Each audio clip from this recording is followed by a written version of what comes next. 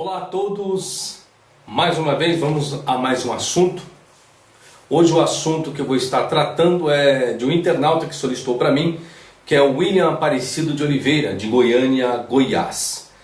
Estava conversando com ele, dialogando, e ele me fez a seguinte pergunta: professor, a Bíblia, o conjunto de livros, os 66 livros, a Bíblia, ela é falsa? Ela é confiável ou ela contém apenas a meia verdade? Ela não contém toda a verdade. E esse vídeo eu quero discutir acerca desse assunto. Entretanto, não vou estar me debatendo muito a questão da crítica, a questão desse livro, do termo Bíblia, do vocábulo Bíblia e a sua definição etimológica. Ou seja, eu não quero me deparar qual o significado do vocábulo Bíblia, que é um vocábulo de origem do grego. Não quero me deparar isso. Também não quero estar me deparando ao termo Sagrada Escrituras, ou o termo Escrituras, se referindo ao que era Escrituras no período do próprio Cristo, no período de Paulo e no período veterotestamentário. Essa não é a discussão, e também não quero discutir o assunto, uma vez que eu não sou de fazer apologia. Se vocês estão verificando meus vídeos não são de fazer apologia. Tanto é, eu postei um último vídeo que foi acerca da crítica textual. Ali eu expliquei o que é tido os originais. Então eu não estou discutindo isso. Mas eu quero falar um pouquinho dessa questão Bíblia. Para nós chegarmos um pouquinho e entendermos, primeiro, que a Bíblia, ou seja, o livro, ele foi o livro mais raro e mais caro de sua época. Ou seja, até a invenção da máquina tipográfica por Gutenberg, foi considerado o livro, ou seja, a Bíblia sendo o livro extremamente raro e extremamente caro. Era difícil das pessoas terem um exemplar, até mesmo após a invenção da máquina tipográfica, era muito difícil das pessoas terem acesso a esse livro, a isso que nós chamamos de Bíblia. Antigamente, antes da máquina tipográfica, era feito as cópias de formas manuscritas, feito à mão o material. Então imaginemos nós o trabalho que era antes da máquina tipográfica, sendo feita todo o trabalho da tipografia por Gutenberg. Então o trabalho era muito trabalhoso, até mesmo para fazer uma tradução. Tanto é os trabalhos que tinham antigamente, as versões, igual quando nós falamos de Vulgata Latina, de Vetus Latina, de Septuaginta, vem em nossa mente que foi feito em uma gráfica. Só que não, né, gente?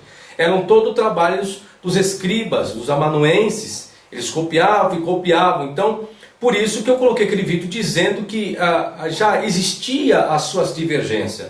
Os problemas já eram existenciais antes mesmo de uma padronização da escrita. Então, depois, por isso que se fala texto recepto. Ou seja, o que é um texto recepto?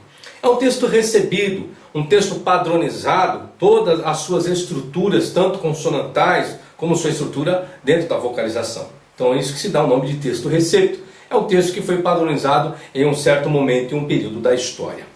Falando-se da Bíblia, o acesso à Bíblia, a ela toda, foi dado em meados de 1748, quando foi impressa a primeira Bíblia em português, uma tradução feita a partir da Vulgata Latina. Então agora eu vou aqui me deparar com a Bíblia ela em português, para o nosso país, para o nosso idioma. Agora, essa versão em português, existe um personagem que poucas pessoas conhecem. Conhece o nome, mas não conhece um pouco da sua história, um pouco da sua labuta, um pouco do seu trabalho, um pouco acerca das adversidades que ele passou. Ou seja, todo mundo já ouviu falar de João Ferreira de Almeida, mas pouco se ouviu acerca da história desse homem. E querendo ou não, gente, por mais problemas que nós tenhamos na versão do português, mas ainda bem que existiu um homem para fazer uma versão para o português. Nós criticamos, nós temos a tendência de criticar muitas pessoas e muitos trabalhos, mas pouco nós fazemos para contribuir ou dar prosseguimento em algo que alguém um dia fez por nós. Então é fácil nós criticarmos uma versão em português, mas quem de nós já fizemos uma versão? Já tivemos o trabalho que essas pessoas tiveram lá atrás, que hoje é fácil de você conseguir publicar alguma coisa, mas naquela época não era tão fácil assim. Os problemas, as dificuldades eram maiores do que hoje. Hoje nós vemos centenas de livros sendo publicados diariamente. E naquela época, será que era tão fácil assim a publicação desses livros?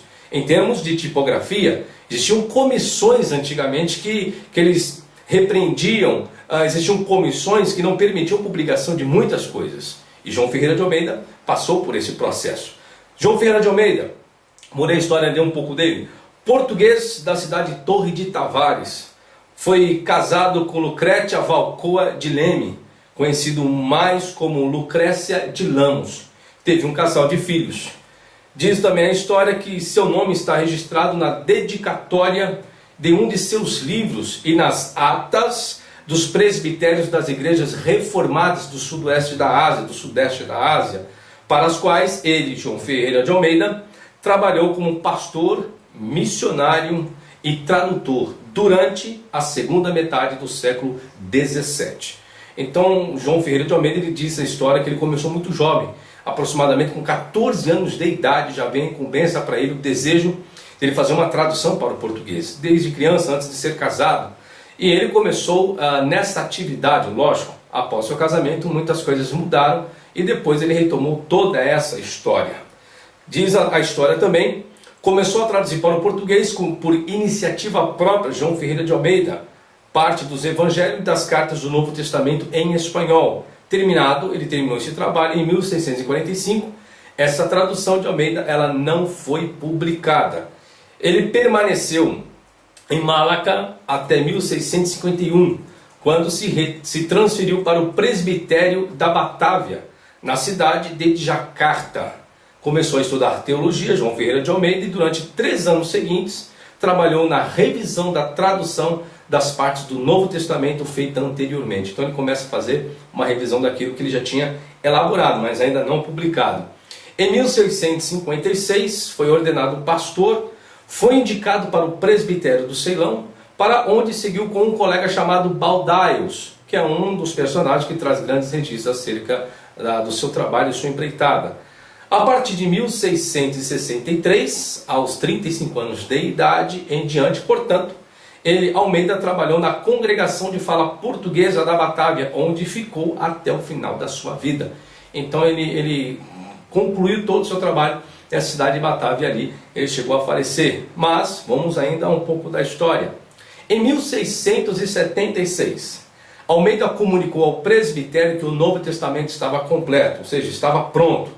Então, em 1676, o Novo Testamento estava completo de João Ferreira de Almeida. Até então, nós não tínhamos nada no nosso país a ser utilizado. Aí, em 1681, na Holanda, a primeira edição do Novo Testamento de Almeida finalmente saiu da gráfica. Ou seja, quando ele termina o Novo Testamento em 1676, que ele solicita que seja feita a impressão em sua própria cidade, não conseguiu. Ele esperou-se 4 anos praticamente para que houvesse um empenho da cidade de onde ele estava para que fizesse o trabalho e a publicação daquilo que ele tinha feito. Só que ele, por seu próprio custo, pelas suas próprias dificuldades, ele manda o seu trabalho para a Holanda e após 4 anos na Holanda ele recebe uma carta dizendo que o seu trabalho tinha sido publicado. E após 1 ano já a sua Bíblia, caso o Novo Testamento tido sido já êxito e editado na Holanda, então daí que vem para a Batávia o seu livro. Só que teve grandes problemas. O que ocorreu? Foram destruídos muitas, ou seja, dentro da cidade de Holanda, quando João Ferreira de Almeida, a comissão viu que tinha muitos erros, então a comissão da Holanda solicitou que fosse destruído todas as cópias que existiam na Holanda e também todas as cópias que existiam na Batávia. Só que algumas pessoas procuraram preservar, então as pessoas começaram a copiar aquilo que já tinha sido publicado em mãos. Ou seja, então tudo que era livro teria que ser destruído, ou seja, da Bíblia, daquilo que João Ferreira de Almeida tinha feito. Só que algumas pessoas, graças a Deus, conseguiu ainda fazer uma cópia daqueles manuscritos. E diz a história que foram destruídas muitas das cópias, mas um desses volumes pode ser visto hoje no Museu Britânico em Londres. Ainda bem que ainda continuou se preservando alguma dessas cópias. Em 1683, ele completou a tradução do Pentateuco. Então, em 1676, ele lança o Novo Testamento, e em 1683, ele lança agora o Pentateuco. Ou seja, gente, não é fácil fazer um trabalho de tradução. Não é fácil. Só que no caso aqui, João Ferreira de Almeida, até então na história, ele não tinha o conhecimento de hebraico, grego, o qual a Bíblia veio com essas línguas. Ou seja, a Bíblia, dentro da história, o Antigo Testamento foi escrito em hebraico e algumas partes em aramaico. E o Novo Testamento, a sua escrita vindo em grego. Só que no tempo de João Ferreira de Almeida, assim, existia o hebraico e o grego. Só que ele não tinha conhecimento dessas línguas até então. Então chega-se em 1691, no mês de outubro, Almeida morre. Então ele morre em 1691, ele acaba falecendo no mês de outubro. Só que nessa ocasião da sua morte, ele ainda não havia chegado a concluir todo o Antigo Testamento. Ele para no livro de Ezequiel, capítulo número 48, versículo 21. Então ele morre e o seu trabalho chega apenas ao livro de Ezequiel. Aí quem dá continuidade ao seu trabalho, à sua tradução, foi um holandês chamado Jacobus, um pastor holandês chamado Jacobus, que dá continuidade em todo o seu trabalho e acaba concluindo o trabalho de João Ferreira de Almeida. Somente após a sua morte, a morte de João Ferreira de Almeida, em 1693, então ele morre em 1691, quando chega em 1693, é que a sua segunda versão ela é impressa na própria Batávia e distribuída. Então ele faz a revisão do Novo Testamento, dá conclusão ao trabalho, aí quando chega em 1693 é onde é publicado novamente o seu trabalho, já revisado por ele mesmo. Isso em 1693, e nós estou colocando esse vídeo hoje no ano de 2012. Lógico, eu sei que esse vídeo vai ficar por um bom tempo aí na internet e na rede. Então, sabendo que estou gravando esse vídeo em 2012. E João Ferreira de Almeida fez um trabalho em 1993, ou seja, ele eternizou um trabalho, ele eternizou um registro, ele eternizou uma história, que essa história se prolonga até os dias de hoje. Um trabalho muito árduo que ele acabou fazendo. Depois de passar por muitas mudanças, ela foi impressa na Batávia em 2 volumes. Já o trabalho completo. O primeiro volume em 1748 e o segundo volume em 1753. Então, de 1753 em diante, aí se vem todo o trabalho até hoje de João Ferreira de Almeida. Eu vou trazer apenas aqui um cronograma do que eu elaborei dentro da história. E eu vou ler para vocês. Em 1753, publicação da tradução de João Ferreira de Almeida em 3 volumes. De 2 volumes passou a 3 volumes. Em 1790, a versão de Figueiredo, elaborada a partir da Vulgata pelo padre católico Antônio Pereira de Figueiredo, publicada em 7 volumes depois de 18 anos de trabalho. Em 1819, primeira impressão da Bíblia completa em português, em um único volume. Tradução de João Ferreira de Almeida, em 1819. Aí vem a tradução impressa da Bíblia em português em um único volume. Nós estamos falando do período de 1819.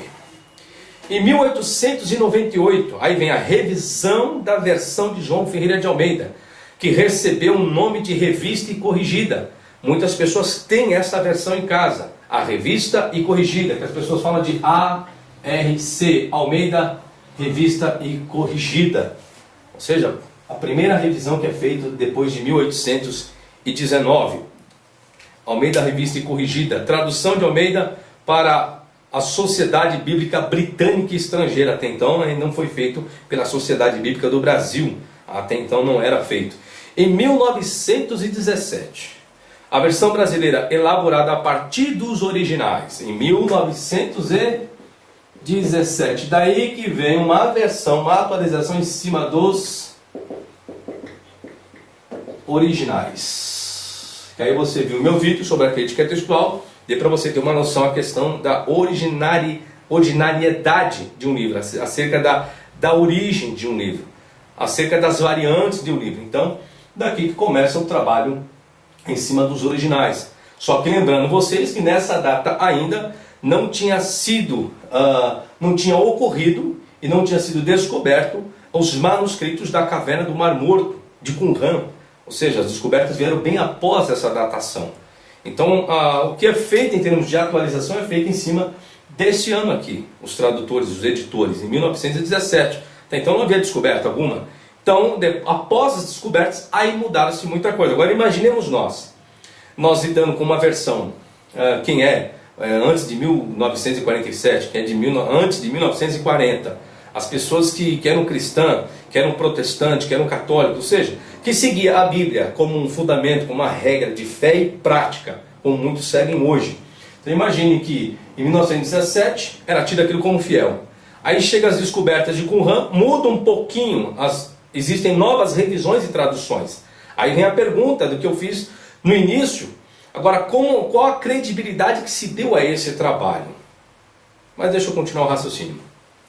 Em 1917, elaborada a partir dos originais, foi produzida durante 15 anos por uma comissão de especialistas e sob a consultoria de alguns ilustres brasileiros, entre eles Rui Barbosa, José Veríssimo e Heráclito Graça.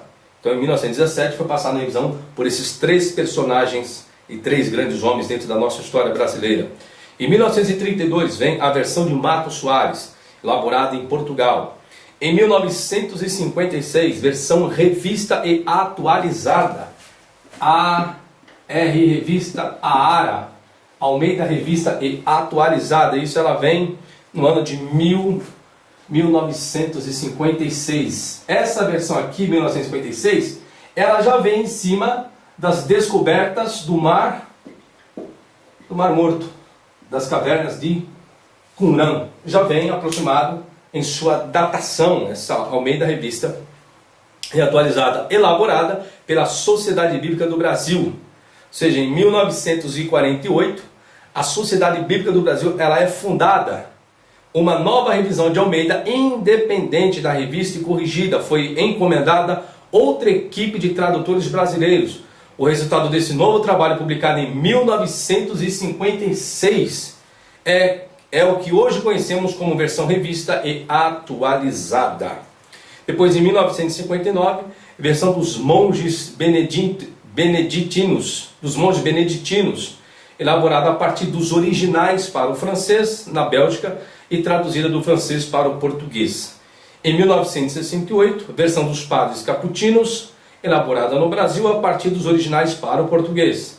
Em 1988, Bíblia na linguagem de hoje, elaborada no Brasil pela Comissão de Tradução da SBB, que é a Sociedade Bíblica do Brasil, a partir dos originais. 1988, a Bíblia na linguagem de hoje, a partir dos originais.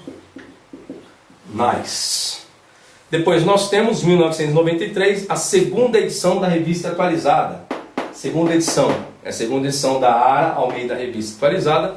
Ela vem no cenário em 1993, de Almeida, elaborada pela Sociedade Bíblica do Brasil. Em 1995, aí começa a proliferação. Você vê que depois de 1990, começa a proliferação. A segunda edição da versão revista e corrigida. Nossa, Almeida Revista Corrigida, que ela é de 1819, ela só vai ter uma correção nesses manuscritos em 1995. Olha o tempo que se passou daqui para cá, gente. A primeira versão agora que vai ter uma atualização, lógico, eles vão fazer isso em cima disso daqui, ó, das novas descobertas. Continuo. Em 2000, a nova tradução da linguagem de hoje, elaborada pela Comissão de Tradução da Sociedade Bíblica do Brasil. Aí agora vem a pergunta. Vamos pegar agora na história. Vamos pegar aqui, gente, 1819. As pessoas de 1819, vamos colocar que elas tinham a mesma concepção que muitos têm hoje, da inerrância das Escrituras, da inerrância da Bíblia. Só que eu trouxe uma história desse vocábulo Bíblia para a versão em português, gente.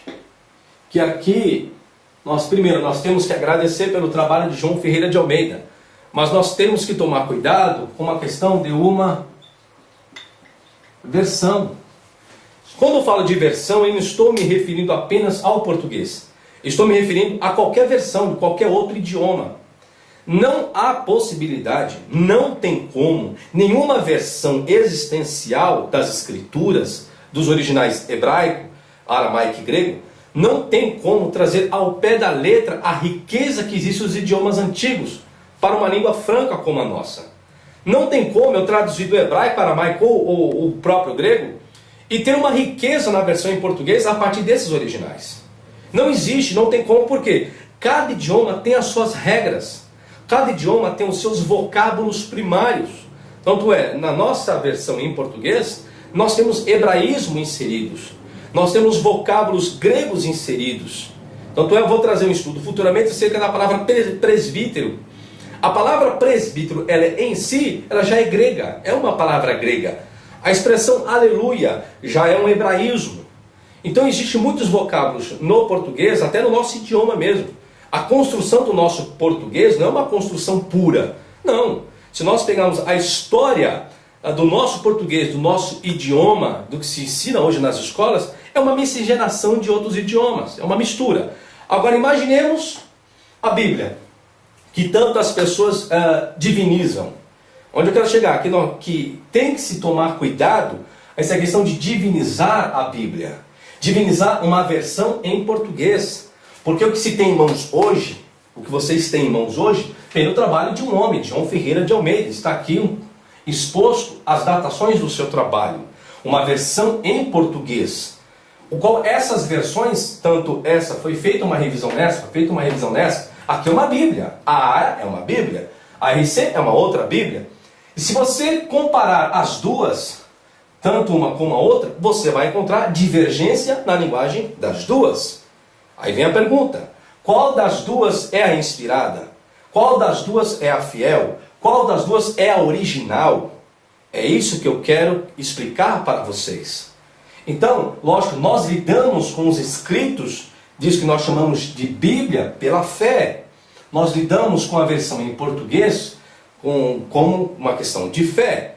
Porque em sistemas científicos, em sistemas linguísticos, tem as suas deficiências. Por isso que alguns dos meus vídeos, muitas pessoas questionam que eu não tenho uma... Não é questão de espiritualidade, porque eu não tenho que espiritualizar isso daqui. Eu tenho que explicar o que é. Agora eu estou explicando a história, mas quando eu explico o conteúdo desses livros, por isso que eu me remonto um pouco às línguas, o qual esta versão em português, ela deveria ter sido escrita. Ou seja, diz que essa versão aqui, ela vem em cima dos originais. Só o que ocorre, gente? O que é o original? Vocês viram que no meu livro sobre crítica textual, eu explico um pouquinho essa questão de originais, dos papiros, dos pergaminhos, dos códices, dos manuscritos. Então não existe um único manuscrito acerca de um único livro bíblico. Existiram vários manuscritos concernentes ao mesmo capítulo bíblico. E dentro dessas informações é onde que entra a crítica textual. Só que na época de João Ferreira de Almeida, na época quando ele foi escrever a versão em português, que é o que está proliferado para os dias de hoje, ainda muito mais dentro das suas revisões, quando ele padronizou um texto, João Ferreira de Almeida, ele não lidava com esse tipo da crítica textual. Ele não teve acesso aos manuscritos, ele não teve acesso a esses pergaminhos, ele não teve acesso aos códices, ele não teve acesso às descobertas dos pergaminhos do Mar Morto, que essas descobertas do Mar Morto em Qumran, que eu também vou trazer um vídeo acerca disso, trouxe muito mais confiança àquilo que nós já tínhamos como texto padronizado. Exemplo, a estrutura consonantal do texto hebraico que temos hoje, que vem do Códice Leningrado B19, as descobertas de Qumran trouxe a confiança dessa estrutura consonantal. Trouxe a confiança dos trabalhos antigos, como a Septuaginta. Trouxe a atestação de trabalhos como de Áquila, Símaco e Teodócio, grandes personagens dentro da história do desenvolvimento linguístico científico que nós temos hoje chamado de Bíblia. Então não priorize tanto uma versão. Eu estou lidando a Bíblia em termos da versão em português, porque a Bíblia é um conjunto de livros. Agora, se eu fosse falar da regra da Bíblia, qual seria a Bíblia fiel? Uma versão? Essa é a Bíblia fiel? Uma versão? Ou a Bíblia fiel teria que ser o idioma grego, hebraico e aramaico. Se eu tiver que alguma coisa é fiel, então teria que ser dentro dessa linguagem. Só que dentro dessa mesma linguagem aqui, vocês viram meu vídeo de crítica textual que eu tenho problemas com os manuscritos gregos. E eu vou trazer também outros vídeos que vocês vão ver que nós temos problemas com os manuscritos que se chamam de originais, os manuscritos hebraicos. Até nisso se tem problema. Eu sei que talvez são coisas que vocês nunca ouviram, mas essa é a verdade, essa é a existência. E eu vou trazer próximos vídeos para vocês compreenderem essa estrutura toda. Por que eu estou trazendo isso? Porque é muito pequeno, é coisa muito mínima, é muito pequeno. Eu radicalizar uma versão em português. Volto, nós temos que dar graças a Deus a essa versão que João Ferreira de Almeida fez, e temos que dar graças a Deus pela Sociedade Bíblica do Brasil, Sociedade Bíblica Trinitariana e tantas outras demais, que vem se empenhando e trabalhando em melhorar aquilo que muitas pessoas têm como regra de fé e prática. Tá certo, gente? Então, voltando à pergunta, qual é a pergunta que foi feita? Vocês se lembram? A Bíblia, ela é falsa, é confiável ou é meia verdade? Aí eu respondo, nenhuma dessas três. A Bíblia não é falsa, não é confiável, também não é meia verdade. Porque a Bíblia que nós utilizamos é uma versão em português. Isso é a Bíblia. Então, quando você utiliza a sua fé, aí entra a questão de fé. Quando você usa a fé, você acredita da forma que você quer sobre esse registro. Então aqui eu não estou colocando um ultimato. Ela é falsa, ela é confiável, ela é minha verdade. Estou falando que nenhuma das três. Então qual é, professor? É uma questão de cada um. Eu tenho o meu conceito do que a versão em português é para mim. Eu tenho o meu conceito do que são os manuscritos gregos. Eu tenho o meu conceito do que é o hebraico e o aramaico para mim em minhas pesquisas. Isso eu tenho. Mas quando eu publico isso, do que eu conheço, eu estou publicando o que está dizendo ali. A não ser com a exceção que também eu trouxe um julgamento, uma variante do trabalho da crítica textual, mas dentro da crítica textual vocês viram a questão da probabilidade de se ter aquilo como é fiel, como original um texto. Então é disso que eu trabalho, é isso que eu quero colocar para vocês, mas não fechar uma coisa e muito menos discordar, porque para que eu possa discordar de qualquer coisa que eu coloco, ou para discordar de qualquer coisa que as pessoas estão dizendo, é necessário que eu tenha fundamentos para provar que o conceito daquela pessoa esteja errado. É aí onde está o maior problema. Discordar, todo mundo pode discordar de qualquer pessoa, mas quais os fundamentos que você tem publicados, que você possa provar que os seus conceitos é melhor e é real do que aquilo que aquela pessoa ensinou. Então eu estou aqui disponível para todos vocês, voltando e dizendo, vocês podem discordar a qualquer momento de tudo aquilo que eu escrevo, mas é necessário ter fundamentos para dizer que o professor está errado. E tem mais, gente. Ainda bem que eu estou lidando com a versão em português com vocês, porque nós somos brasileiros. Mas há pessoas que se pegam muito a isso. Volto. O meu trabalho todo é em cima disso aqui. E é isso aqui que eu quero mostrar para vocês. As deficiências que existem ainda na nossa versão em português e que, infelizmente, passe o tempo que passar, não tem como trazer algo 100% em cima dela. Mas o que nós temos já é o suficiente para entendermos muitas coisas acerca da verdade daquilo que nós acreditamos. Muito obrigado, até a próxima então.